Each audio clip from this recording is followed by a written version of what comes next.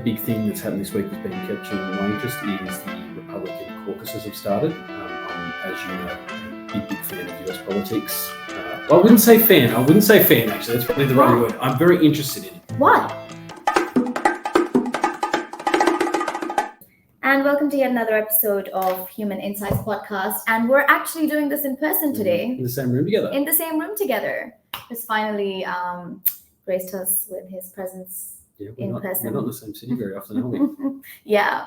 So, how have you been, Chris? How's your week going? Yeah, good. I have been driving a lot. Yeah. How long is the drive again from your? From my hometown to here is about 3 hours, but I've also been doing other stuff and going around the country. Been a worker. Oh wow! Okay. Did you do much while you're in Sydney? Did you do anything yesterday? No, you know what? I didn't because I left Bathurst yesterday at about 3:30 in the morning, and I was in back-to-back meetings until 6:30, 7 o'clock. And so I went to my hotel room, I got some noodles, and I went straight to bed. Oh, yeah, they were delicious noodles, though. I tell you what, Barangaroo. So actually from a store, from a restaurant. Yeah, proper noodles. Yeah. Well, recommendations for our. Would you tell us which restaurant? You know what? I actually think that the restaurant might just be called Little Chinese Noodles or something like that. Chinese noodles. Okay. Yeah, it's very, very good. Yeah. Okay, if you're in Barangaroo, hit it up. Chinese noodles. Recommendation from Chris. Awesome. All right, so we'll get started today. We'll try and keep it short and sweet today. I know, Chris, that you've been looking at things that are happening, we both have, but let's start with you. What have you been looking at this week that has caught your attention? Yeah, lots going on, isn't it? The big one for me this week is obviously the US seem to be getting quite proactive at the moment. So they've obviously entered the conflict in the Middle East. So they've. When have they not? Well, when have they? When have they not? Yeah. We shouldn't laugh about it, yeah. But if you don't, you'll cry. So obviously the Houthi rebels have been blocking up some of the sea passages in the Middle East, and it has escalated now. The UK and the US have entered, along with Australia. I shouldn't let us go past on that. With strikes, the Houthis have then responded this week by attacking the Gibraltar East, which is a US ship, a private one though, not a military one, and the US and UK, as you would expect, have responded, and now the Houthis have been designated a terrorist organisation after being removed from the list just 2 years ago. So for those who don't know, what are the Houthis? The Houthis are now I am not super clear on the Yemenis geopolitical landscape, so I apologise to anyone who may be watching this who is aware of it, and if I say anything offensive. But essentially, they are designated a rebel group. I'm not sure if they identify as a ethnic group. I don't believe so. In southern Yemen, and they have historically I'm not going to get into the politics of it. Yeah. Some people think that they're an evil group. Some people think that they're a liberation group. Whatever your opinion is, they have been involved in heavy geopolitical destabilization, particularly in that area, and have been at war with the Saudi Arabian government for a very long time. So if you recall, a couple of years ago, there was a huge amount of issues with the humanitarian crisis in Yemen after the Saudi Arabian military conflict. That military conflict was heavily engaged with the Houthi rebels. The Houthi rebels are backed by the Iranian government, and most people believe that they are being essentially used as a proxy arm by the Iranians to essentially stem a lot of the trade going through that region that is specifically providing support for the Israelis in that war. Yeah, okay. Well, I know a little bit about it only because my sister used to live in Yemen. Oh, really? And she had to, and after we talked, I realized that she actually had to, they had to flee Yemen. Really? They actually, she in fact had a pot of soup cooking in the kitchen when they heard.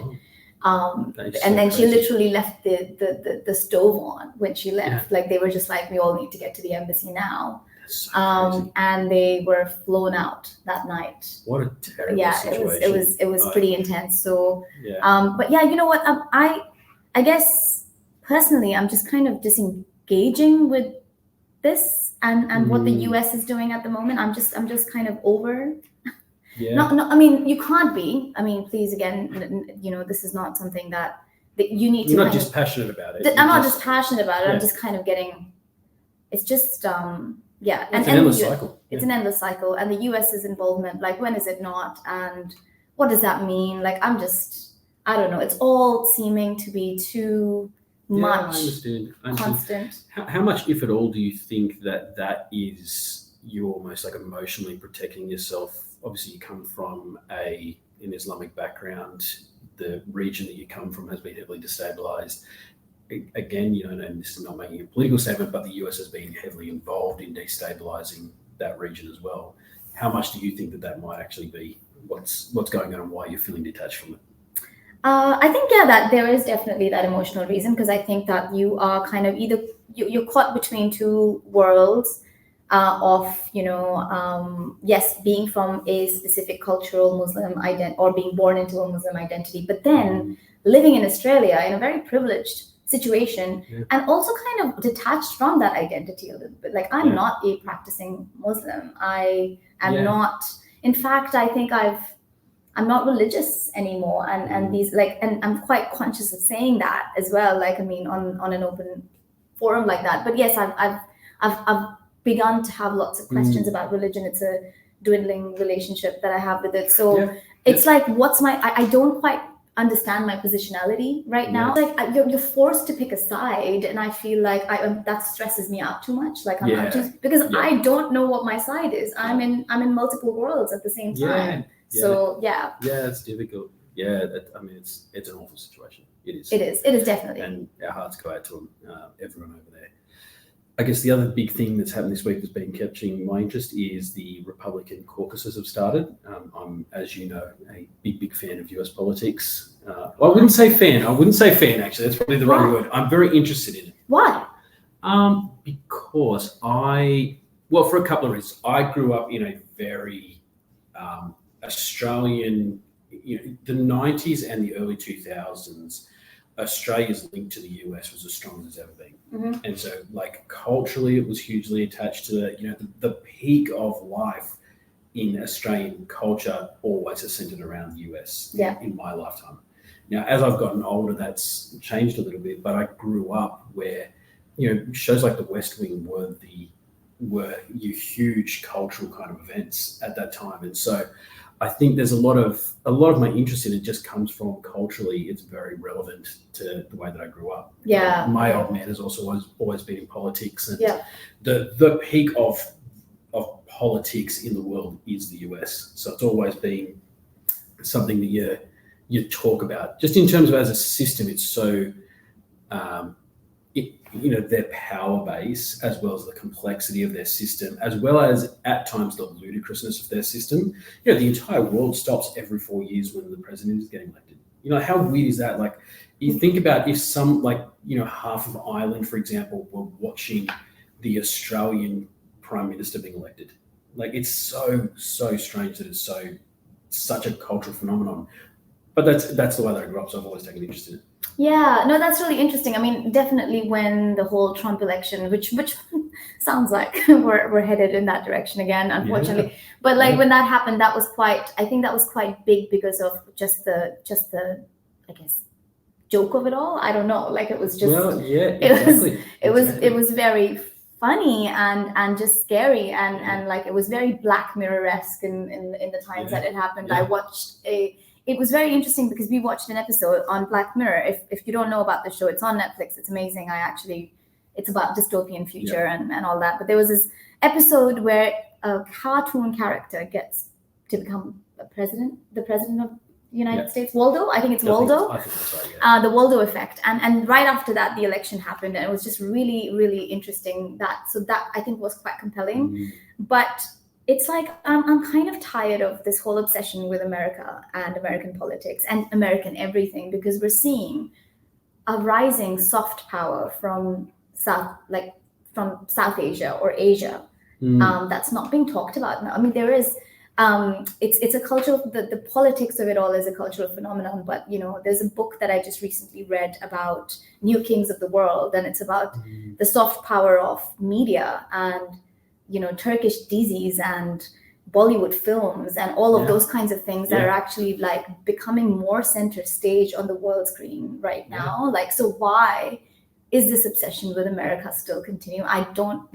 quite get get it. As I said, I think for me it goes back to childhood and growing up in an environment where politics was a big center stage. But I mean, I think that you can't go past whether we like it or not, the US's military power has an effect on all of us.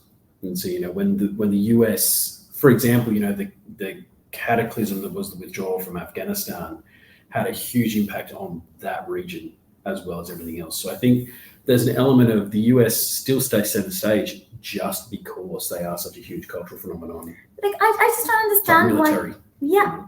But again, like, aren't people seeing the mockery of it all? Like, I mean, there's theories of how like the US is involved in the whole Talibanization of Afghanistan back in the day as well, and they were so heavily involved in Iraq.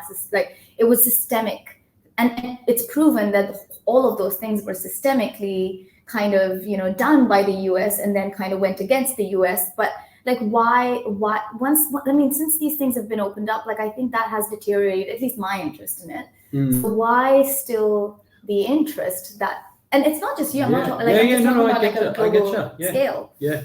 I mean, I don't know. I think something that big takes a long time to work its way out of the collective conscience. I mean, you and I are social researchers, and we know that something that someone learned at the age of 4 has a long-standing impact on them. I think it was I can't remember the research who ran the research, but there was that research years ago that came out about that the average child, this was in America actually, funnily enough, but the average child has decided who their preferred fuel provider is by the age of like 6. And so by the time you're 18, 19, you're actually driving and buying your fuel, the preferred fuel provider you've had was decided 15 years before. So I think there's an element of getting rid of just that. I mean, besides the fact that they are still the largest economy in the world, they are still by a long way the strongest military in the world. There is still just a simple fact that getting rid of that cultural inclination, that obsession, is going to take years to do, particularly because Hollywood is still such a huge powerhouse. CNN, like every hotel you go to around the world, CNN is playing. But that's what I'm trying to, I guess, contest a little bit. Like, I think that Hollywood is not, in fact, probably losing its center stage from a media perspective, because because in the Western world, unfortunately, we're not focusing enough on everything, all the other kinds of media that is being produced from Asia and Africa. Like, we're not, what about K-pop and J-pop and everything? Like, that's a like, it's a huge phenomenon in the world, but we're not, like, there is, and there's a lot of interest there. But I do agree with you. But, and there's you're going to come back with some very valid arguments in a second, so bear with me what I'm saying. Yeah. There is still an element of like K-pop is a derivation of the American pop culture and the British pop culture of the 60s, 70s, and 80s. Even if it is, I don't know fully whether it is. Even if it is, it's a new kind of form of, interesting, I guess, cultural movement that is happening in the other part. And like, so many people are interested in that. Yet it doesn't seem to be the kind of conversation. We're still kind of fixated on Hollywood and what's happening in America.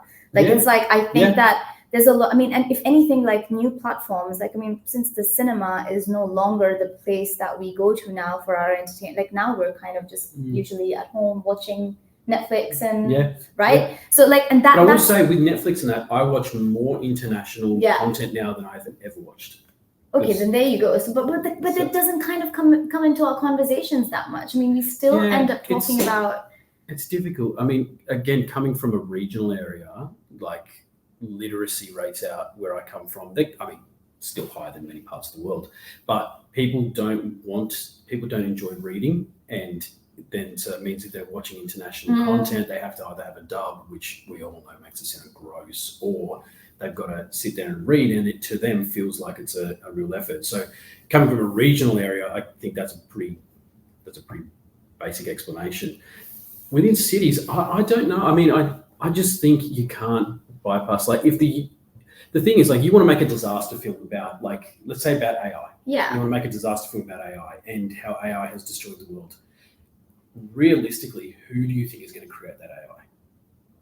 It's the US. Oh. Let's be honest. So, like, if you see a film from China about how their scientists have created an AI that destroys the world, I just don't know that it's as believable as if the Americans are like, this has happened. But potentially language has a role to play in I that, think it because does, I mean, yeah. like, you know, the colonization of the world meant that English was to become this. And I think that all of us, even when I was growing up in Pakistan or the Middle East, I grew up in the Middle East, and there it was like we were obsessed with American media. Like Yeah. we were obsessed with it. Yeah. It was all like coming into our sort of teens, it was all about friends and it was all about that lifestyle. That was the image of, like, even cartoons as kids. Yeah, like, you yeah. know, I wanted to marry Captain John Smith from Pocahontas. Like, that was my ideal romantic. Which is so funny because, Like- like, archetypally, he is the most problematic The character. most problematic Yeah, character, and I it's didn't hilarious. care that, you know, they call these people savages and then try to Yeah, invade their yeah. land and But he colonize. saved Pocahontas. Yeah, but from just the lady because, invader, like, don't worry. so that messaging, like, and it's only kind of taken years and years of, like, you know, unlearning and then, like, really reflecting, and Yeah. now that we can have these conversations, and I think that now it's important to have these conversations and acknowledge what this type of media has been doing to us. I do agree with you, but I think to your point, like to exactly what you're saying just then, if you went back even 15 years ago, us having this conversation would seem ridiculous. Yeah, probably. Yeah. And so I think things, if you look at them from a societal scale point of view, they are actually moving relatively quickly, which is quite scary how fast culture is moving, and it almost is entirely a social media driven thing. So do you think there's resistance to change to that as well? Like, I mean, because 100%. we're so, I guess, you know, like, we understand it, and the language is the same, and all of this is making more sense, and it's culturally relevant. We kind of just gravitate towards. Well, this is, so when you're doing, like, let's say you're going to do a major regression, which to those that don't know is like a it's a even formula. I don't know. Yeah, it's, so if you're looking to understand, like, what causes something. So if you're saying, okay, in 5 years we want to predict how many people are going to buy this product, there'll be a whole bunch of things that go into that decision journey. Yeah. And what you'll do is you can figure out how much of an impact each of those will have. So we can essentially, at a mathematical level, we can predict the future. Yeah. And that's done through regressions. Now, within a lot of those regressions, if you're doing time-based regressions and you want to understand people behavior, so things like culture, one of the things you will always chuck into that model is time, which we do as age, obviously, is generally the main predicting factor. But the reason that we do that is because there is just a latency to the way that people make decisions. And what you do find is people that are older obviously are less inclined towards change. People who are younger are more inclined towards it. Obvious things. But if you want to understand whether a behavioural or a cultural change is going to occur, then yes, like, you always have to build entropy in there as something. Yeah, it's interesting to me because as a brown person, I guess became more reflective about and more interested in change and the ways.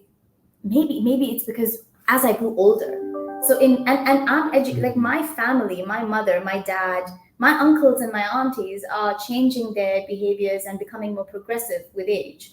And it's like it's really interesting because now we're becoming more progressive and we're kind of having those conversations with them, and they're really listening now. So I'm wondering whether it's whether that part of the world is actually, like, you know, even listened. Like, do we know much about it? Because there's different patterns that are emerging in different. And that is actually, that's a good point, because a lot of the stuff around the US, one of the reasons that we can be so obsessed with the US, let's say from a research point of view, is that getting access to data about the US population it's almost there at your fingertips. It's the same with Australia. Like, if you want to know anything about Australia, the Australian Bureau of Statistics almost guaranteed has some sort of statistic about it. Yeah. And you can then write a research paper. That research paper then can inform culture. You know, like, if you look at a lot of our kind of cultural obsession with AI that's been happening over the last 20 years, not just now as we're starting to get AI, a lot of that came off the back of movies in the 80s that were all about cyberpunk. And so, you know, things like Tron had all these kind of, like, ideas and themes around AI where did that come from? It came from the research out of the 60s where people were talking about the creation of machine learning and all that sort of stuff. So that's really interesting to me because, again, because in the US and Australia, the systematic, I guess, collection of data is it's so much better. It's more systematic, it's structured. And more open. And more open, and people are not afraid to share, I guess, openly what they're able. And so collection of that data and availability of that data becomes easy, right?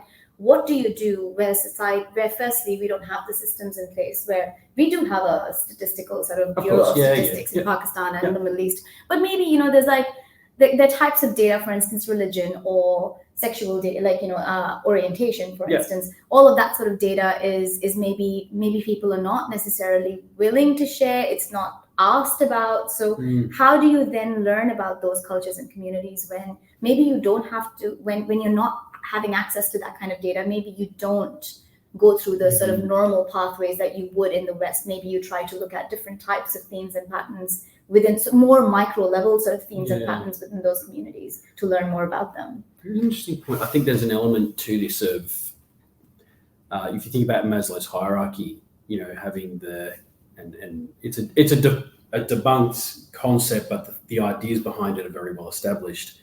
If you think about that, the base level needs that a person has is safety, access to everyday goods, access to housing and security. In a lot of traditionally, and I'm not saying it's still the case now, but over the last 50 years, finding access to those things in, say, South Asia was a primary consideration, and it's still the case in a lot of Central Africa. So moving on to becoming, getting the data needed to do research on people, and getting, quite often they're not even at that point of even thinking about that. We're so fortunate being in a country like Australia, where we have so much safety, security, and access to resources that wanting to know about sexuality is a great example. So wanting to know about and talk about sexuality, we're in a very fortunate position where that can now be a concern for us. Yeah. And I think that has taken a long time for places like South Asia to even be able to have that conversation, because securing those base level needs has been something that's been so such a focus over the recent years. And as I said, we still see places like Ethiopia that is still a huge case. It's funny when the capital of Ethiopia is Nairobi. No, I don't think so. That's Kenya, I think. Oh, Kenya. Yeah. Ethiopia. See, this shows what we're talking about, like white men here trying to Mogadishu? I think it might be Mogadishu. Yeah. I'm glad that this is 23 minutes into the podcast. I think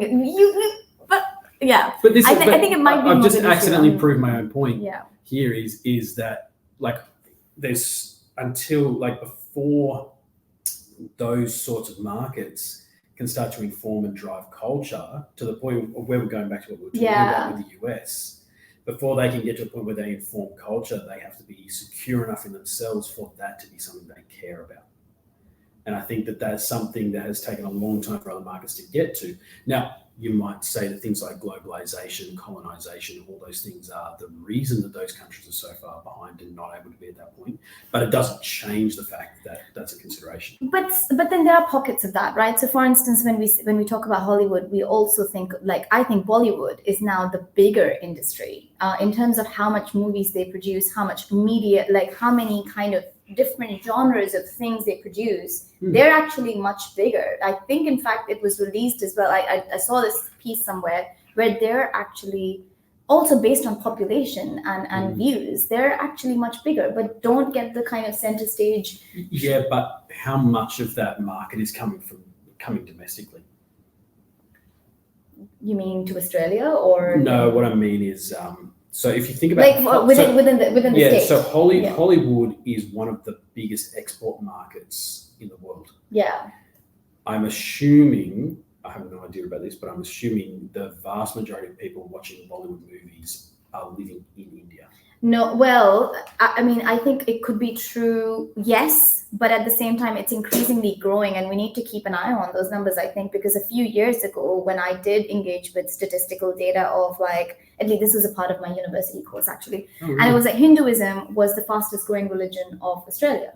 Because of the Indian migration to Australia. So what does that means that we need to now, and I think it was Scott Morrison who was kind of actively engaged in promoting, Indian communities and culture. Went and did like these really strategic meetings with Narendra Modi, and invited him here, and like, so there was these kind of like relationships and alliances that were formed. So there are pockets of like, and similarly, I think Korea is coming out with this the beauty industry is kind of being taken over by Korea. It's not like all of that sort of stuff is not being.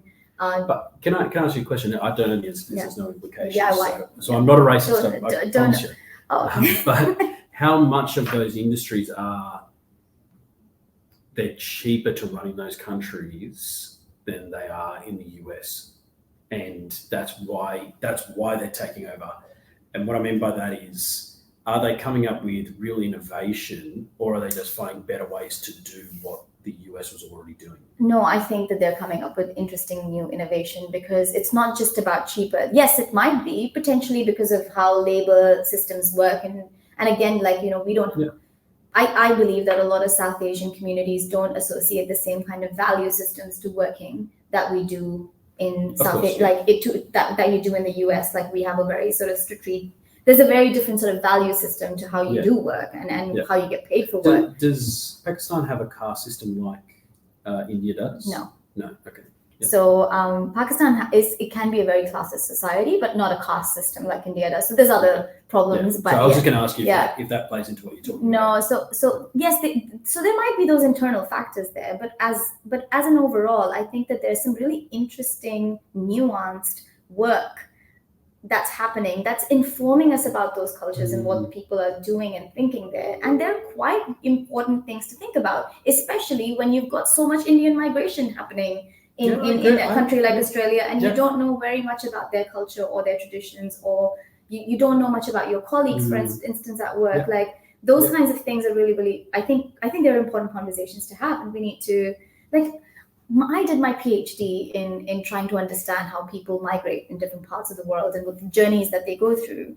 And I realized that for the first time, it's only in Canada that for the first time I had met somebody from Azerbaijan in my entire life. Like, I've never, there was so much to learn and so much to understand of that country's context and understanding how they go about migration there. Like, it's just really, really interesting. And I think apart from, the knowledge that you gain, isn't it just interesting? Like, wouldn't you just want to know, like, why are we so stuck in this, in the kind of security and safety and comfort, I guess, of what we already know? Why are we not seeking new knowledges? I hear you. I don't have an answer. I do think, I will say this, I think there is that was the whole purpose of this podcast, of trying to get Chris to a point where no, I'm kidding. No, of course, I don't know the answer, Chris. I'd love to migrate. I tried going to England, and I got homesick in about a day. To India? No, England. England. Oh, no, I'm far too old for India. I think you should totally go. I think it'd be amazing. Well, we've got a friend, Sushant, and I really want him to have a wedding over there so that I can go over. His actual okay. Well, I think they may have gotten married over there during COVID, maybe. So but I really wanted to go to like a big proper wedding. But didn't get to. It'd be an explosion of cultural information. I think that would be pretty good. Yeah, but it's actually the spice for me. The spice. I just can't eat spice. Yeah. So Yeah. But no, that's really good. I think that where are we? That took us a long time. What have you been doing over the last week? I am actually I think I've been reading a lot of, basically I've got a book club, and I've just been reading books about that. And so I don't think I have very many interesting things to, I guess, talk about. The one that I read was about soft power that I talked about briefly. Yeah. And so I think that it kind of went well with the conversation that you were bringing in, because I think US is so strongly situated in that hard power space that we're completely ignoring the soft power that's coming from other parts of the world. So I think that was a good. But you would say I mean, even like most of the social media platforms are still run out of the US, and they're huge cultural influences. So those themselves would actually be soft power.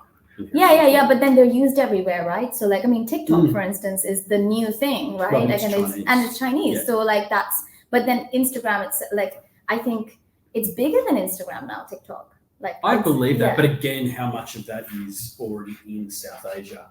So you're not exporting soft power if you're selling to your own. So there was a documentary about this actually on Netflix as well. It's about dance, and it's about how big TikTok made dancing.